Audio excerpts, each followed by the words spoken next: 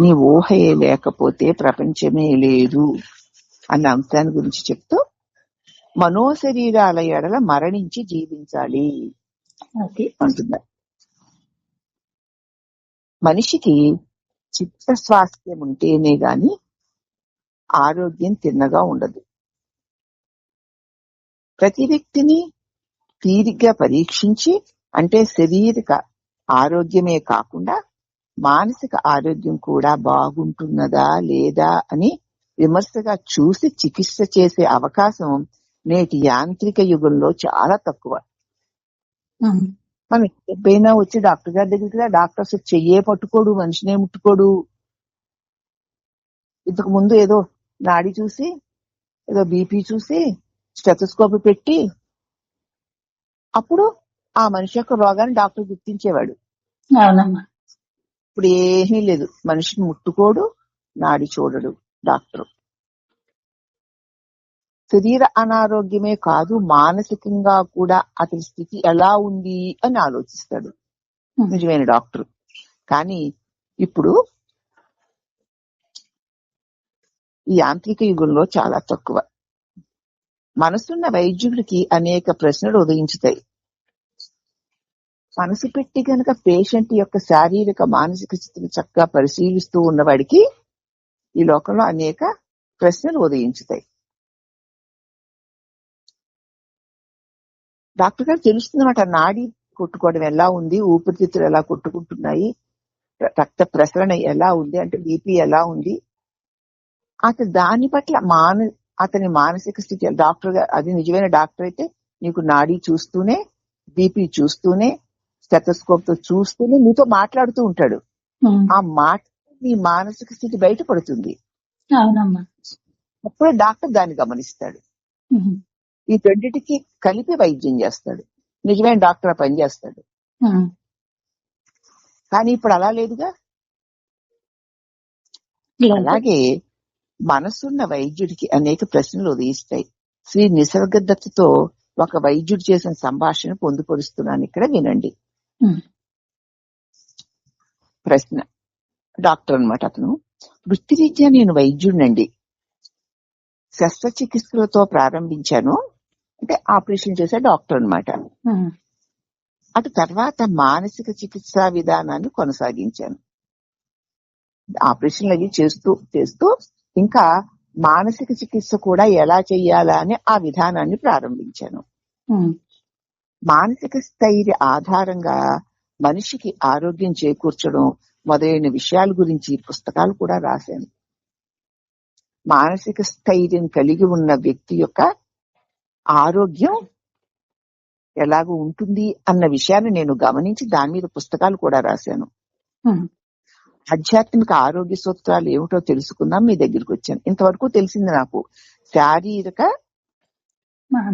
వైద్యాన్ని చక్కగా చేస్తూ ఆపరేషన్లు కూడా చక్కగా చేయగలిగాను. అదే సమయంలో మానసిక వైద్యాన్ని కూడా, మనసుని కూడా ఎలా రిపేర్ చేయవచ్చు, మనసుని రిపేర్ చేయడం వల్ల శరీరానికి కూడా ఆరోగ్యం ఎలా కలుగుతుంది అన్నదాన్ని కూడా చేస్తున్నాను. ఇంకా నాకు ఆధ్యాత్మిక ఆరోగ్య సూత్రాలు ఏమన్నా ఉన్నాయేమో నీ దగ్గర తెలుసుకోవడానికి వచ్చాను అన్నాడు ఆ డాక్టర్ గారు. అప్పుడు నిసర్గదత్ మహారాజ్ గారు, రోగికి చికిత్స చెయ్యాలనుకున్నప్పుడు మీరు సరిగ్గా దేనికి ఆరోగ్యం కలిగించాలని చూస్తున్నారు? ఒక రోగికి చికిత్స చేయాలనుకున్నప్పుడు మీరు సరిగ్గా దేనికి ఆరోగ్యం కలిగించాలని చూస్తారు? వ్యాధి నయం చేయడము, తొలగించడము అంటే ఏమిటి? ఒక మనిషికి వ్యాధి నివారించబడిందని మీరు ఎప్పుడు నిర్ధారిస్తారు అని తిరిగి ప్రశ్నలు వేశారు మహారాజు గారు. అప్పుడు డాక్టర్ గారు, శరీరానికి ఆరోగ్యం చేకూర్చడమును, ఆ తర్వాత శరీరానికి మనసుకి మధ్యనున్నటువంటి సంబంధాన్ని మరింత బాగు చేయడానికి ప్రయత్నిస్తూ ఉంటాను. శరీరానికి ఆరోగ్యం వచ్చేలాగా ప్రయత్నిస్తాను, తర్వాత శరీరానికి మనసుకి మధ్య ఉన్నటువంటి సంబంధాన్ని చక్కగా బాగు చేయడానికి కూడా ప్రయత్నిస్తూ ఉంటాను.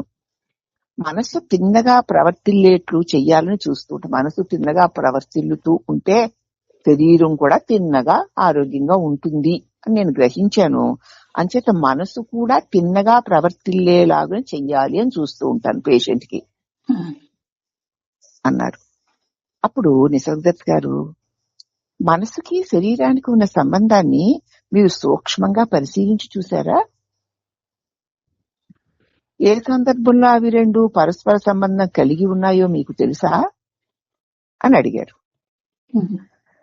అప్పుడు చూడండి, డాక్టరు శరీరము అంతర్గత చైతన్యము మధ్యన మనసు ప్రవర్తిల్లుతున్నది అని నేను తెలుసుకున్నానండి. ఈ శరీరానికి, ఈ శరీరంలో ఉన్నటువంటి ఆ శక్తికి నడుమన మనసు ప్రవర్తనలు చేస్తోంది అని నేను తెలుసుకున్నాను. అప్పుడు నిసర్గదత్ గారు, శరీరం ఆహార నిర్మితం కదా, మరి ఆహారం లేకుండా మనసు ఉండగలదంటారా? శరీరం ఆహారం వల్ల తయారైంది. ఆహారం లేకుండా మనసు ఉండగలదా అన్నారు మహారాజ్ గారు. అప్పుడు పృచ్ఛకుడు, శరీరం ఆహారం ద్వారా నిర్మితమే, ఆహారం ఆధారంగానే అది కొనసాగుతూ ఉంది. తింటేనే కదా మన శరీరం శక్తిని పొంది కదులుతుంది. అవునా? ఎందుకంటే అన్నం లేకపోతే మనసు కూడా సాధారణంగా బలహీనంగానే ఉంటుంది మరి. కానీ మనసు కేవలం ఆహారం మాత్రం కాదు. ఆహారం వల్ల శక్తివంతాన్ని పొందినా, ఆహారం ఇవ్వకపోతే అది నీరసపడినా మనసు కేవలం ఆహారం మాత్రం కాదు. ఏదో పరివర్తన చెందే అంశం ఒకటి దేహంలో మనస్సుని సృష్టిస్తోంది. ఏదో మార్పు చెందే ఒక అంశం ఏదో ఉంది. అది దేహంలో మనసుని సృష్టిస్తోంది. ఆ పరివర్తన చెందే అంశం ఏమిటా అని చూడాలనుకుంటున్నాను. ఈ దేహంలో పరివర్తన చెందే అంశం ఏదో ఉంది. ఈ మనసుని రకరకాలుగా మారుస్తున్నటువంటి ఒక ఏదో శక్తి ఉంది. అది దేహంలో మనస్సుని తయారు చేస్తోంది. అన్నం వల్లనే పుట్టిందిలేండి, అన్నం వల్లనే ఉన్నా, అన్నం వల్లనే శక్తి పొందుతున్నా, కేవలం అన్నమే కాకుండా ఏదో ఒక అతీత శక్తి మనస్సుని ప్రవర్తన చేస్తోంది అని నేను అనుకుంటున్నాను. ఆ పరివర్తన చెందించే ఆ అంశం ఏమై ఉంటుందా అని తెలుసుకోవడానికి మీ దగ్గరికి వచ్చాను. అంత లోతుగా వెళ్ళాడు చూడు. అవునమ్మా. ఇప్పుడు డాక్టర్లు కూడా ఏమో మేము చేయవలసినంత చేసామండి, తర్వాత పైవాడి దయ. ఇప్పుడు మహారాజ్ గారు అంటున్నారు, కట్టెలో నుండి పుట్టుకొచ్చే అగ్ని కట్టె కాదు కదా, కట్టెలో నుంచే పుట్టుకొస్తుంది, కానీ ఆ కట్టె అగ్ని. మనిషి శరీరం కూడా, శరీరం కానీ మనసును తయారు చేసేస్తూ ఉంటుంది. నిప్పు కాని కర్ర నిప్పుని సృష్టించినట్లు మనిషి శరీరం కూడా, అంటే జడమైనటువంటి కర్ర వంటి ఈ శరీరం కూడా శరీరం కాని మనసును తయారు చేస్తాం. కర్రలో నుంచి నిప్పు పుట్టుకొచ్చినట్లు ఈ శరీరంలో నుంచి ఈ మనసు తయారవుతుంది. కర్ర నిప్పును తయారు చేయలేదు, లేదమ్మా.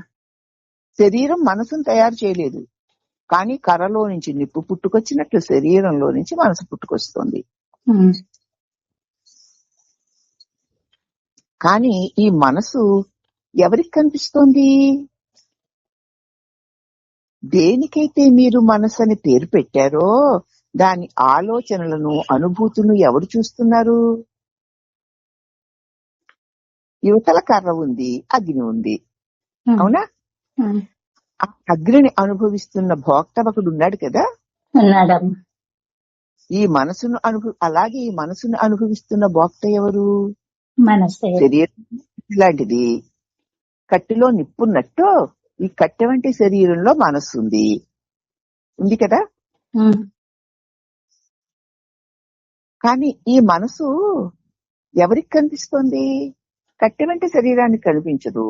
ఉమ్, మరి ఈ ఈ నిప్పు వంటి ఈ మనసు ఎవరికి కనిపిస్తోంది?